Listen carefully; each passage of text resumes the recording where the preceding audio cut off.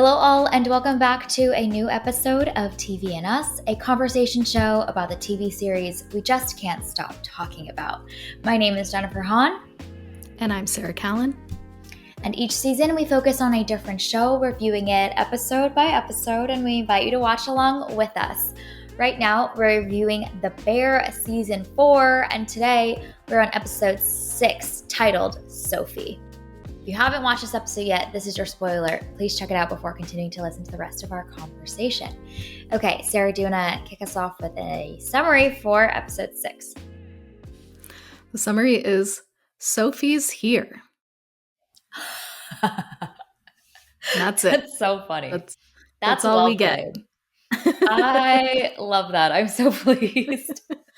I love that it's titled Sophie, and then the description is Sophie's here. Like, it's perfect. Yeah, they're giving us nothing to work with. I thought it was really interesting that this episode was titled Sophie. I feel like there's so much like meaning and purpose behind that choice because her presence is so there, and she's definitely casting this like spell on everyone. But to have the whole episode titled that is like such an intentional choice, you know? Mm-hmm. Yep. She is a big presence in this episode for sure. Yeah. Okay, well, what are our episode titles for this 6th episode of the season? Sarah, what is yours? My title is Today. Nice. Yes. We just need to focus on today, lots to be done in the world of the bear in the today, and lots to deal with. So no time for tomorrow. Not yet. Can't think that far ahead. Just to be present, focus on today. There's a lot going on. Not when there's parents in the hospital, pasta to make, you know. Yep. Sophie's to hold, you know. Sophie's to hold, yes. Yeah. My episode title is The Iceman. Ah, yes. So good. Yes. All right. Well, let's dive in. We are barreling towards the back half of the season.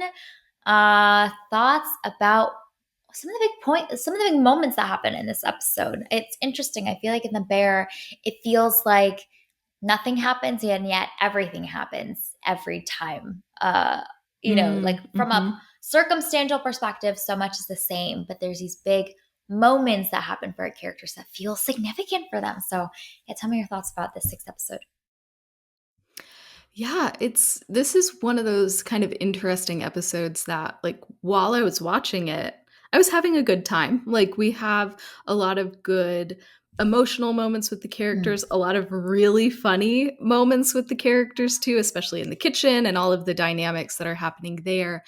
But then as soon as the episode was over, I was kind of sitting there and was like, wait, nothing happened in this episode. Yeah. Like, this is one of those episodes that is teeing up everything else. Yes. And so it obviously has a very important place. It is setting up all of these other things, but I don't know. I wish that this episode felt like there was a little bit more forward momentum to it. But this instead, to me, just kind of felt like we're just getting you from Sid's dad having a heart attack to the wedding. Like, that's all that this episode is doing. And there's nothing wrong with that. But I was very much like, okay. I enjoyed the episode. I had a good time while I was watching it. But just after, I was like, is there another way that this could have maybe had a little bit of meat to it? But I don't know. I think in the grand scheme of things, it's still a good episode. I just, I don't know. We'll just see how the rest of the season goes. And then maybe I'll warm to this one a little bit more. I think it is a like stepping stone episode, which is, I think, why they put in so many of the like big splashy fun moments, especially with the facts to entertain us enough. But maybe if one of the thread lines moved forward a little bit more. Not even all of them. Just give us one of them that feels like a significant moment. We may have felt a little bit more satiated. I think definitely in a season so far, this might be like bottom of the list as far as like favorites. It's like we mentioned, it's a solid episode. There's lots of really great moments. There's important conversations that happen. But it feels like the tee up for a lot of things to happen. And there's definitely a lot of intrigue that I think this episode starts to create. Like the ball is rolling more quickly on some of these storylines that we've been setting up over the course of the season. So the Francine Fack and Sugar beef that is going to get come to a head in some way. I think Shapiro calling Carmi directly. Oh my gosh. I think I have in my notes, uh-oh. And it's right after he has this really great moment of connection with Sid too. So I'm like, man, it always happens that way. Why does it happen that way? So I think that there's a lot that is now rolling with momentum. So yeah, it's one of those in the season where you're like, okay. And moving right along to the next episode. Yeah. Yeah, I kept thinking about the Sydney focused episode in this season and how after that, even though that episode is kind of a detour, like after that was over, we felt this sense of like momentum. And that episode, Mm, even though it was only about one character, still was moving the plot forward. And we felt like we were making progress after that one.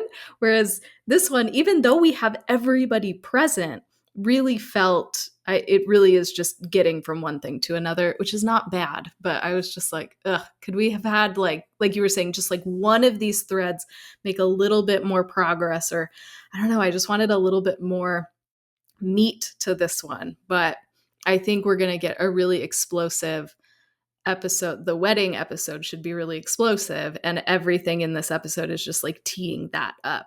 So hopefully that will hmm. make this episode feel more important. But right now it's Yeah. just kind of like, I mean, could we have just not done this? Yeah. Like, or just included something else in there to make it more weighty? But it's not a bad episode. I didn't have a bad time, but I don't know. I just wanted a little more from this one, I Hmm. think. Hmm. Yeah. And I think maybe what the episode also did is like switch tones so quickly. And so it feels like we didn't get to really soak in a big moment with a character or kind of sit in one tone.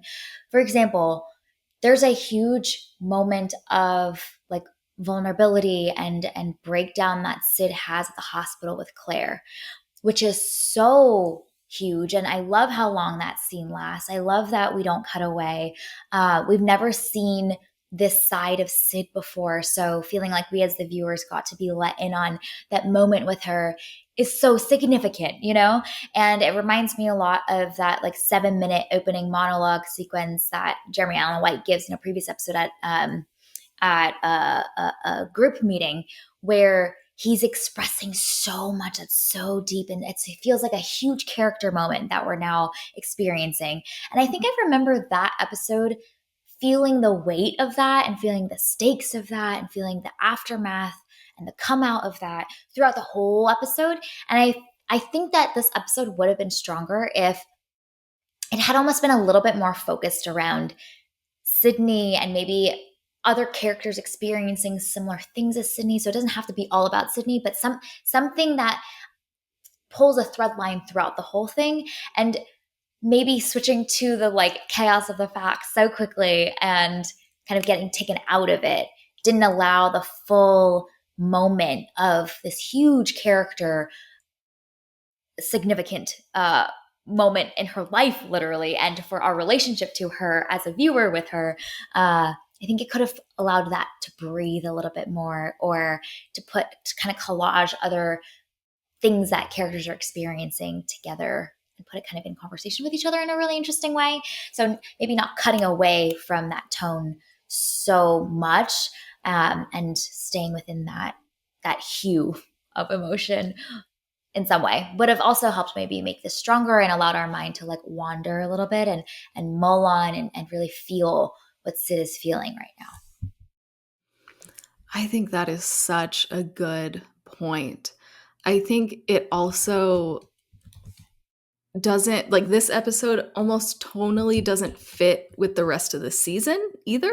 Like, I feel like the Yeah. season has been a lot more somber and like sober minded, and obviously there are moments of silliness and chaos, like we've even talked about this season. Like, we want more chaos, Yeah. and the show really hasn't given it up until this point. We have glimpses of it when the facts enter, of course, but for the most part it's been really reflective, really hard decisions being made, very character focused. Like, it's a much more dramatic season than Yeah. I feel like we've gotten in the past. Like, especially the first couple of seasons, I could have made an argument for The Bear being a comedy, but I feel Yeah. like with this season, I can't make that That's argument. a great point. This season feels like a pure drama to me. Whereas in the past, it's been kind of a mix of comedy and drama. Yeah, that's good. And so this Mm, episode switches back and forth so much, which I don't really feel like we've seen in the season. And so yeah. then for that switching to come when one of our most beloved characters is walking through a scary and emotional and just awful time feels weird. Like, I don't know, that emotional mismatch is a weird choice, and I didn't really clock that while I was watching it until you just said that. So I think that's a Mm. really good point about this episode kind of feeling a little bit off, because it's just, you have emotional whiplash as you're going from scene to scene almost. I'm like, we're like, we have not fully sat with everything Sid's experiencing. Like, we're cutting from her by her father's bedside at the hospital to like being in the kitchen, the facts, or being trying to hold Sophie. You know, like I think that moment is really funny with the facts, trying to smell Sophie, but maybe not for this episode. Maybe that range is so great that we could not cross.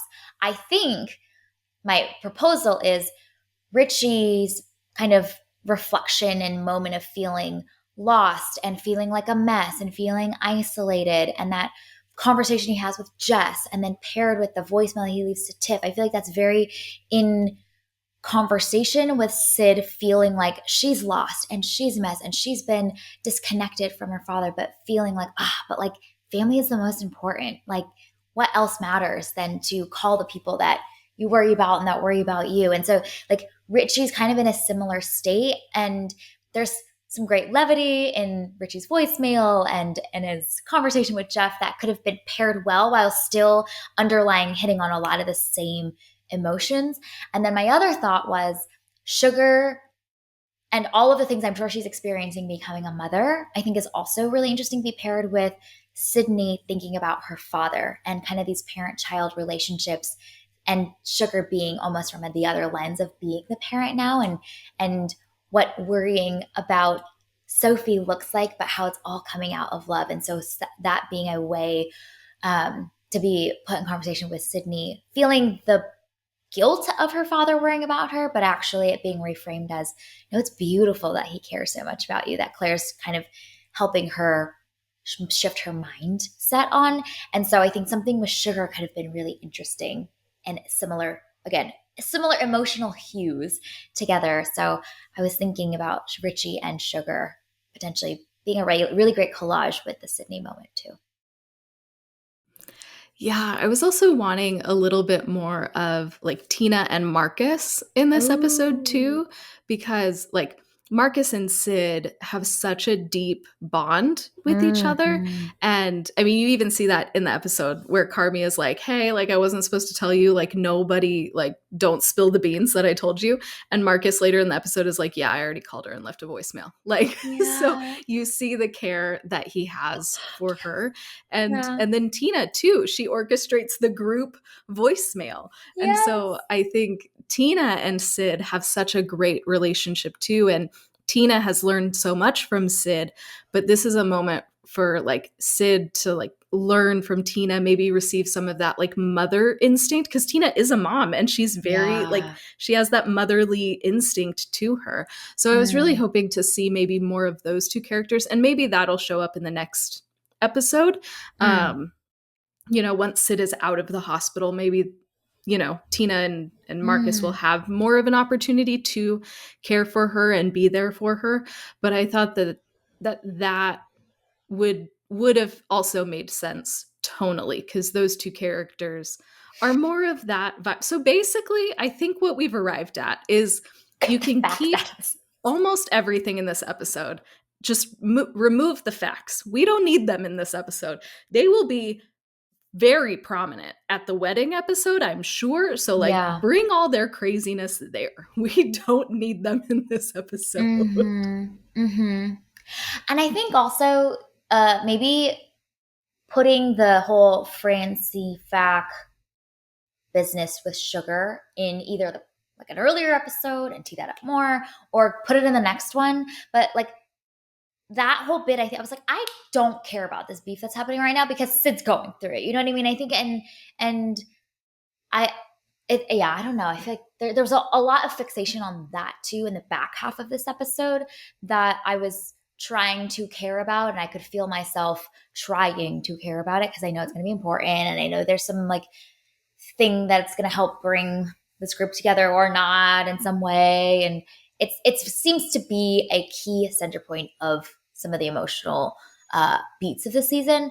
But I don't know. I just wasn't there yet to be able to be thinking about and caring about a lot of that beef that I don't even know that much about. So it's also hard for me to care. I'm like, I am not curious about this right now because our girl's going through it, and uh, I need to think about that right now, you know? So I think that's also an aspect of this too.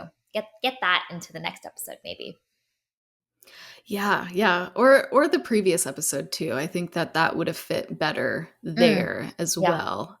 Just because I think that whole confrontation where they're all like talking over each other and they're talking about the wedding, but they're also talking about the restaurant, but they're also talking about family, and they're just going round and round and round in circles.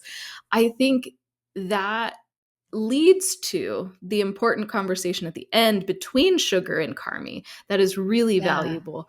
But I think a lot of that like Francie stuff could have been in the previous episode to add that like levity yeah. and foolishness and chaos that we were thinking of, and then like carry that conversation over into this episode to have that like emotional moment between Mm, Sugar and Carmi. And then you'd have time to maybe, I don't know, expound on that a little bit, because it was a really quick conversation. I don't yeah. know that it needed to be longer, but maybe there was an opportunity there to like let that breathe a little bit more, because I feel like we keep having these really important conversations with Carmi and female characters in the show. And so it might have been nice for that to be a little bit more extended, or give Carmi a little bit more time for some reflection or something, instead of, all the craziness of the facts. Mm-hmm. Mm-hmm. So it's almost like the previous episode needed to be more deranged, more chaotic. All of the facts business, put that in the previous one. And then also the hit of the emotion at the end of the episode when Sid gets the call would also feel like a bigger dramatic pivot of the emotions. And so that whole interaction with Sugar and Neil, which is really funny, of Neil finally kind of confessing what he's done, like that whole, all that chaos should have been in the previous episode because like we said, the end of the previous episode is so fun. There's like the whole bit with Sophie and Richie, flinging insults at Carmi through, like that whole sequence actually should have all been Fax chaos, Neil confession, Richie and Carmi fighting, and then lead to the Sid thing. And then we could do all of the little bit more tender, a little bit more softer, like Tina Marcus moments, Marcus the dessert moment, like all those quieter moments could have all been together with this Sid moment. So I don't know. I could see the argument for other people saying like this is more dynamic, but there's kind of a hop, skip, and a jump away from dynamic versus wandering and maybe unfocused. And I feel like that's what we're maybe trying to circle around a little bit. Yeah, yeah. Because I was entertained while watching it. Yeah. I was like, okay, like I'm having fun with our crew. I'm very sad with Sydney. Like I was along for the ride, but it was definitely after the episode was over and I was thinking about it. I was like, maybe I actually didn't like this as much as I thought I did when I was in the middle of it. Yeah. Yeah. Agreed. I think another aspect of just like maybe reordering some of this stuff is I think in the previous episode there's a whole back and forth in the kitchen scene when they're all kind of fighting with each other around like the characters telling Carmi like Claire's the best. Oh my gosh, yeah, Claire's the best. And I think all of that could have been really great to come after we've seen Claire have this really great moment with Sydney and seeing how, like us seeing how great Claire is and feeling the weightiness of, yeah, Carmi, Claire literally is the best. Like she handles that conversation with such steadiness and stability. She empathizes and feels the emotion, but still allowing so much space for Sid to feel them fully. And I think there's the whole comments about Claire thing, I think sometimes seem a little bit random. Like it's like the show remembers, like, hey, don't forget about the Carmi Claire business. Like that's a thing. Don't forget. And it feels a little like, okay, we remember. Don't worry. you know. So see, weaving that in more smoothly somehow, I think would also help a little bit because I'm like keeping track of, okay, there's a Claire business, there's the Francie Fack and Sugar business, there's the Shapiro business, like the show's almost like constantly giving us the breadcrumbs for it. And I'm like, no, we got it. We remember. Don't worry. We got it.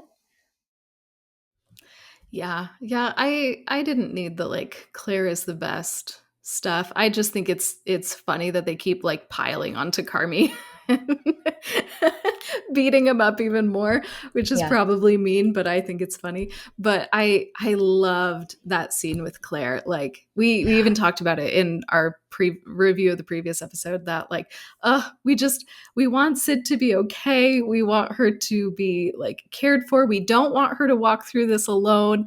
And so Yeah. as soon as Claire showed up, I was like, oh, okay, we're good.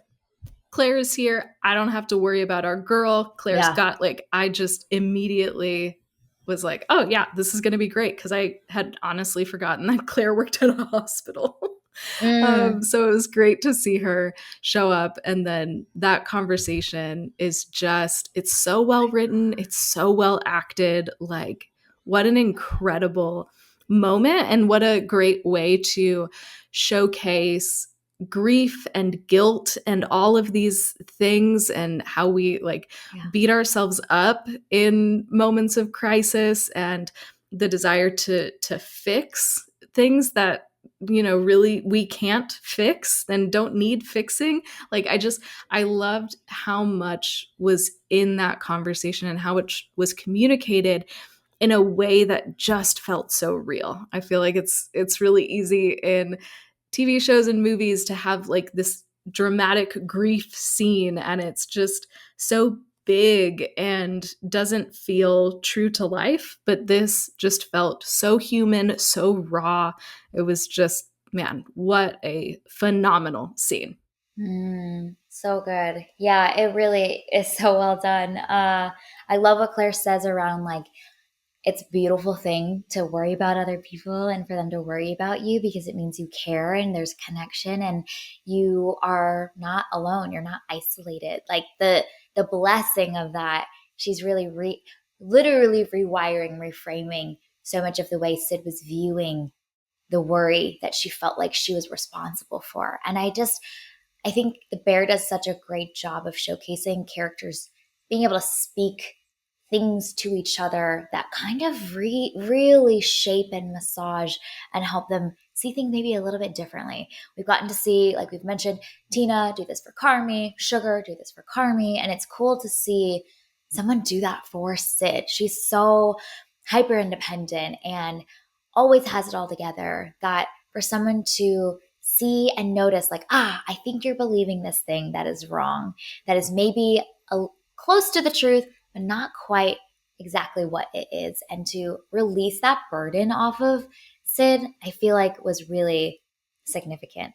So I thought that was really great. I also loved that at the end, they're obviously sitting the emotions of a lot of really hard, big emotions. And how do you get out of a moment like that? Like we as humans, we are not good at that. And the bear is such a genius at this. We've seen like so many conversations where it ends in a joke, it ends in levity because it's awkward. We're feeling a lot of things. We kind of feel emotionally naked. And we just need to laugh together. And that is also a way to just connect and bond in what feels like such a weighty moment. And so I love when Claire at the end says, "You look stunning, girl," And even Claire saying to her, "I've been crying a lot lately too. So I know what it feels like, but you look great, my girl." It's so real. I mean, I feel like I've been in situations where I've cried with girlfriends at the end. They're just like, "You're such a pretty crier." And like, it's all lies, but you're just like, "Oh, okay, cool." As you're like snotty nosed and there's a mountain of tissues in front of you. It's fun. It's light. And that laugh together feels so cathartic of like, okay, we're going to be okay. So I loved the way that scene ends too. The bear is a master at this of getting us into and then so humanly out of really big moments and emotional conversations. And you see that again with the conversation with Sid and her dad too. The way that Yeah. that is so emotional and so tender, and yet there's so much like joy and levity in it too. And I love the way that was written, and the actors do fantastic in that scene as well. Just it feels so natural and it feels so human. And Yeah. for her dad to be able to, like you were saying about Claire, like speak into those things that Sid is believing and say, "No, you don't need to take this on. You don't need to take Mhm. on this guilt. You don't need to try and fix things. I forbid you from moving back in with You're me." Like all of prohibited. those things. Yeah, it was so good. I loved all of that, and the way, again, what the bear is so good at doing is mixing emotions together all in one scene. And you see that in that conversation between Sid and her dad as well. Yeah. Yeah. That scene is so great as well. Her father is a gem, a star, honestly. And I also love that even though that moment is over, they're hugging. Like you see the show holds that shot on him from the side and you see the tears. So the emotions are just as big, just as real, and you see how much he cares so deeply. And I love that we almost didn't cut away too quickly and just could like have that moment breathe fully and then move on to the next thing. I just thought that like the timing and knowing what we needed as the viewer was also very intuitive of the show to know like, ah, we just needed to sit in this for a second and then we're ready to move on to whatever chaos is coming next. Yeah, so good. So you mentioned it earlier, but is there any more that you want to talk about your guy and some of his emotional awareness that we come into in this episode? Because he actually has like that conversation with Jess is really good, and she does that whole reframing with him too, Yes. giving him a different perspective that is really valuable. Again, women speaking into people's lives, having a lot of wisdom to share. Listen to the women in your lives. Just saying is all.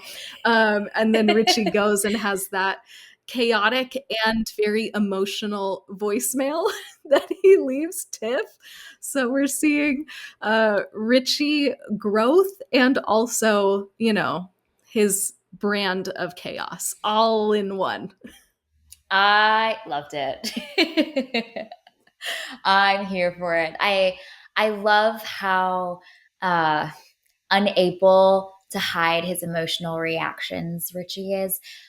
When people speak things to Carmi that we know Carmi's hearing and listening to, you can see in subtle ways that he's heard them and he's chewing on it and he's processing it. But he's so uh, uh, like less emotive. I think you can see that it's clicking, but he's just like, okay, stone faced, like eyes are empty, but like we know because we know Carmen, we've observed him for so many seasons. Like, okay, this there's something's happening here. It's beginning to cook.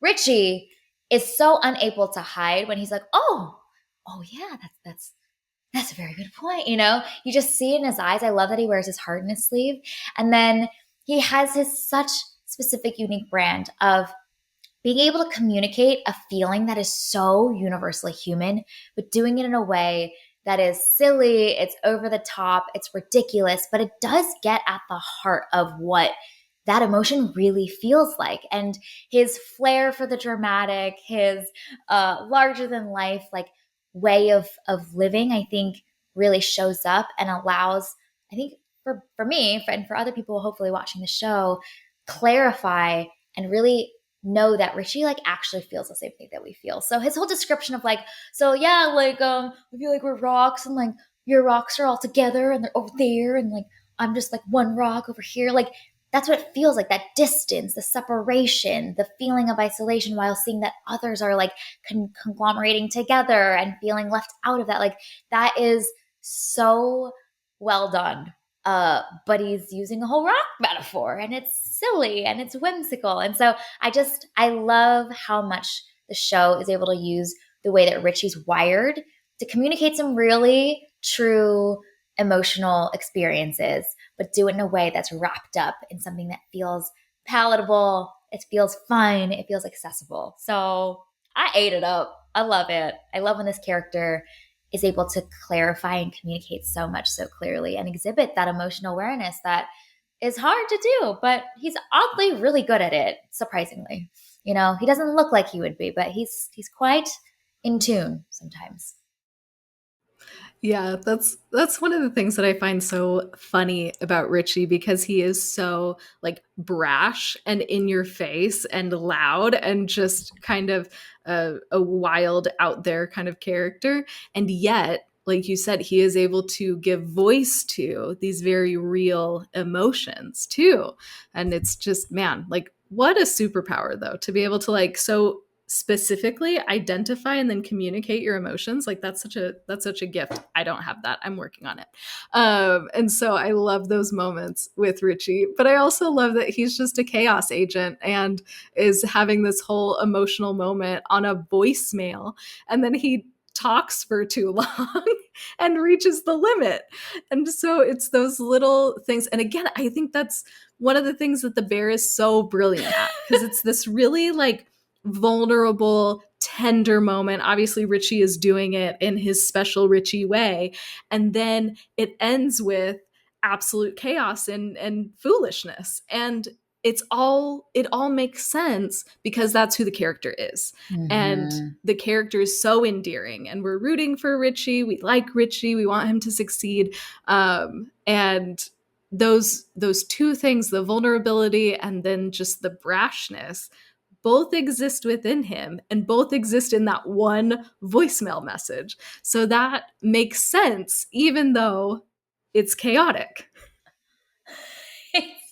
it's it's him. Like if Richie were a voicemail, that is that is him. You know, like that is perfectly showcasing all the dimensions of him and how quickly they all exist together and are all part of him.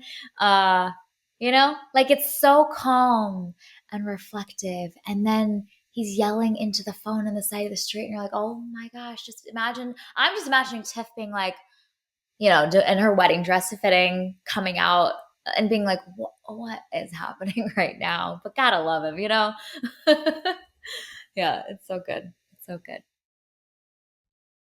All right. Any other big things that we should mention?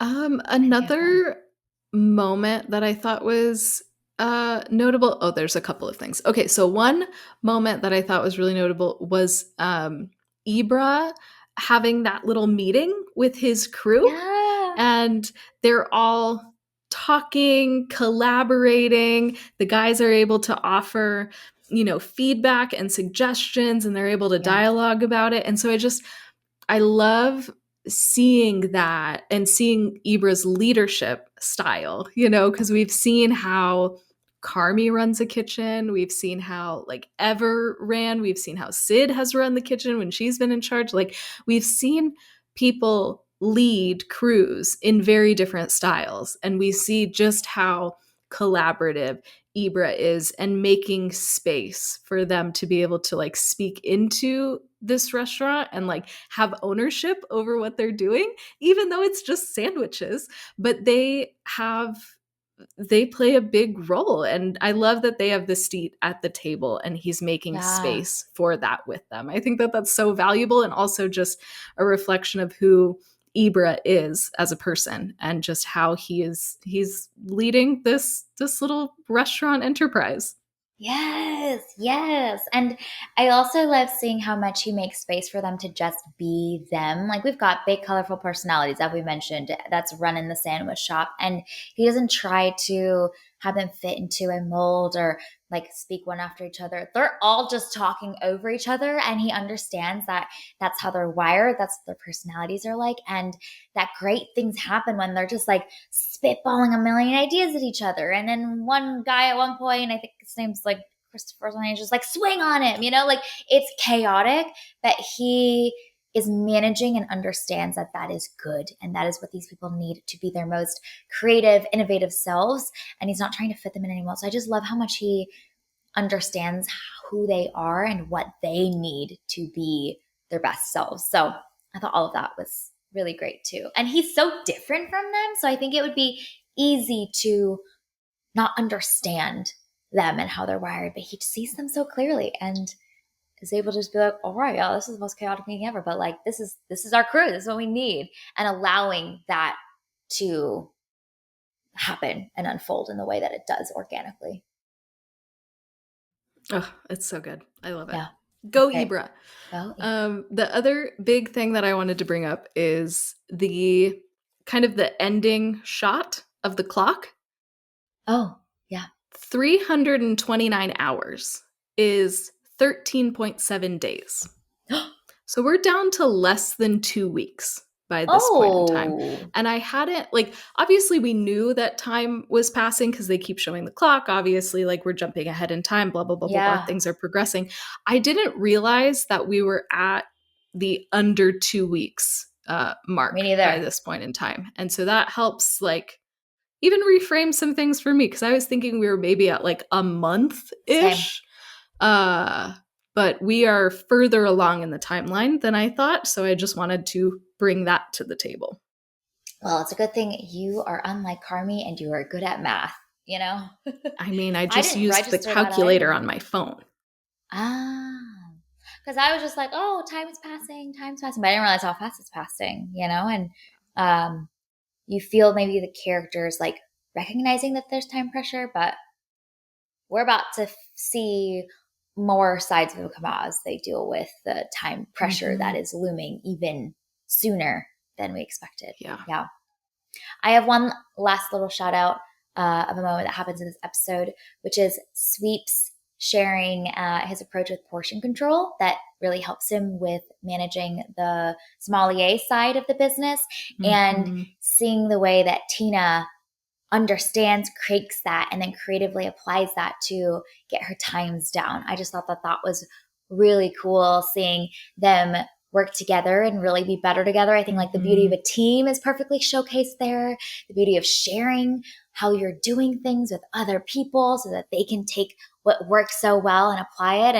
And it was also just cool to see that even after Tina has the idea, Sweeps goes to do the portioning with her. So he's not just like, oh, that's really great. And then Tina's by herself going to figure out and applying it. Like he's like, oh, let's do this together now. So I just loved that little moment. It's a small little mini arc, uh, I think, of the show, but just seeing the way that Sweeps got to play like a really cool role and then just is there for her and is rooting for her and is helping her out, I think was really cool. So I'm just loving that we're getting to see more of Sweeps this season too. Oh, yes. Yeah. He's such an interesting character. So he keeps popping up in little ways, which is really exciting. And I love about that scene too is like Tina is able to reduce her time, but she's still not under 3 minutes. And Mm-hmm. so she's made huge progress, though, because now it's at like 3.5 minutes, which is a Yeah. big difference between, 4 and 5 and where she was at. But she still has to continue to work. And so she's shaved off so much time, but she's still not quite there yet. So I like that wasn't this like, Silver I bullet. found the magic solution and now everything is perfect. Like, no, Yeah. she still has to keep innovating and trying and figuring out the best way to do things. So, again, feels very true to life that she found something that will help her improve, but it's not like the magic solution to everything. Mm-hmm. Yeah, that's so true. It's so good. Okay, let's give out some TV and us awards, shall we? The first category is Top Chef. What is your choice? I want to give it to Luca for just sliding right into the crew, even with all the crazy. We see him at the beginning of the episode. He's holding Sophie. So, again, he's holding Sophie before Carmi does. And then also that moment when they're all talking and Luca is like, Carmi, you got locked in the refrigerator? And so I think Luca is starting to like see some of the crazy dynamics that are going on in this kitchen, and still he's sticking it out. He's still willing to be here, and I think that is impressive. Mm-hmm. Yes. Yeah. He's such a charismatic character. It's fun to. I'm hoping to see just more of how he integrates with this team. It'll be great.